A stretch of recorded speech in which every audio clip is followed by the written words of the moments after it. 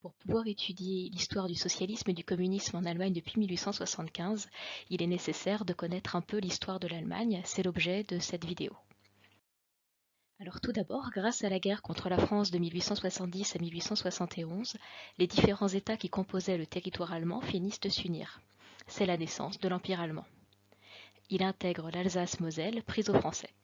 À la tête de l'Empire se succède d'abord Guillaume Ier, l'ancien roi de Prusse, puis son fils Guillaume II.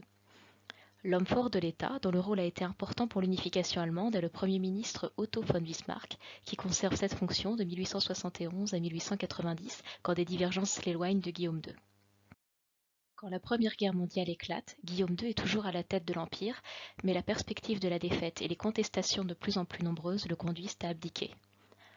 En 1918, des soulèvements éclatent qui veulent créer des conseils à l'image des soviets lors de la révolution russe l'année précédente. Ceux qui se soulèvent sont notamment les marins et les ouvriers. Ils souhaitent voir succéder à l'empire de Guillaume II un régime communiste. Presque toutes les villes allemandes sont concernées.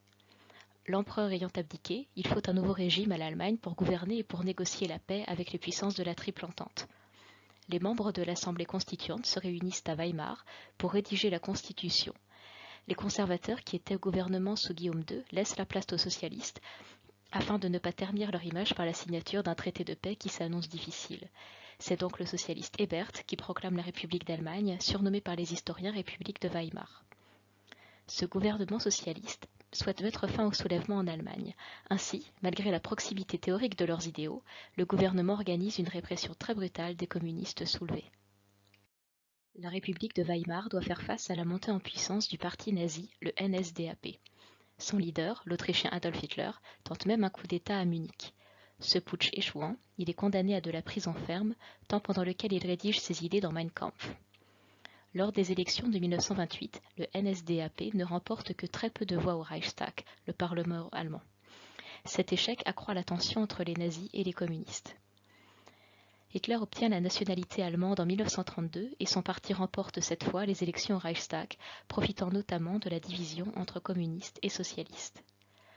Le NSDAP étant majoritaire au Reichstag, le président de la République, Hindenburg, nomme Hitler chancelier le 30 janvier 1933. Profitant de l'incendie du Reichstag le 27 février 1933, il interdit le Parti communiste puis tous les partis autres que le NSDAP et dissout les syndicats. En 1938, Hitler envahit l'Autriche, c'est l'Anschluss. Cependant, les puissances européennes continuent à vouloir la paix à tout prix et voient dans les accords de Munich un succès puisque Hitler s'y engage à ne pas poursuivre ses annexions. Cependant, Hitler envahit la Pologne le 1er septembre 1939, ce qui déclenche la Seconde Guerre mondiale. C'est pendant la guerre en 1942 que commence la solution finale, c'est-à-dire l'extermination planifiée des Juifs des territoires occupés par les nazis, extermination décidée à Wannsee. L'Allemagne nazie essuyant de plus en plus de défaites, notamment suite à l'entrée en guerre des États-Unis, les Alliés se réunissent à Yalta, dans l'actuelle Ukraine, alors en URSS. Ils y prévoient le sort de l'Allemagne quand ils l'auront vaincue. C'est ainsi qu'après la capitulation de l'Allemagne nazie le 8 mai 1945, l'Allemagne est occupée par les 4 alliés. Les zones d'occupation sont la zone britannique, la zone française et la zone états-unienne qui partagent une vision libérale, ainsi que la zone soviétique, communiste. États-Unis, Royaume-Uni et France souhaitent préparer l'unification de leur zone et la future indépendance de l'Allemagne en créant une union douanière entre les différentes zones occupées. Le principe d'une union douanière étant libéral, les soviétiques ne les rejoignent pas et exigent qu'en échange ils obtiennent l'occupation de la totalité de Berlin, qui était alors elle aussi divisée en 4 zones d'occupation. Les 3 occupants libéraux ne cédant pas à cette demande, l'URSS organise un blocus autour de Berlin. Il s'agit de priver la ville de tout ravitaillement afin que les 3 puissances occupantes cèdent pour éviter de laisser les Berlinois des secteurs occidentaux mourir de faim et de froid. Cependant, les Alliés contournent ce blocus par un pont aérien. Des avions ravitaillent Berlin. Après un an de blocus, entre 1948 et 1949, l'URSS renonce, mais refuse que la zone qu'elle occupait s'unisse aux autres zones pour former une Allemagne unie et indépendante. Ainsi, 2 Allemagnes indépendantes sont créées en 1949, la RFA libérale et la RDA communiste. Après la dictature nazie puis l'occupation, 2 nouveaux États ont donc vu le jour en 1949. En RDA en 1953, la population dénonce certaines mesures du gouvernement par un soulèvement durement réprimé. Parmi ces insatisfaits du régime, de plus en plus cherchent à quitter la RDA pour la RFA.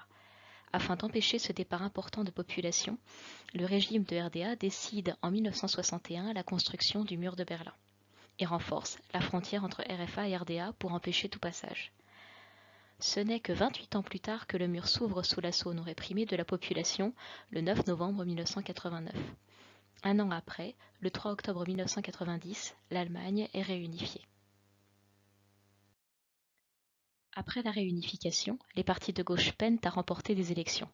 En 1998, cependant, le Parti socialiste gagne les élections au Reichstag, permettant à Gerhard Schröder de devenir chancelier. Les élections indécises ensuite conduisent la chancelière de droite, Angela Merkel, à former des grandes coalitions, c'est-à-dire des alliances au gouvernement avec le Parti socialiste, dont certains membres deviennent donc ministres.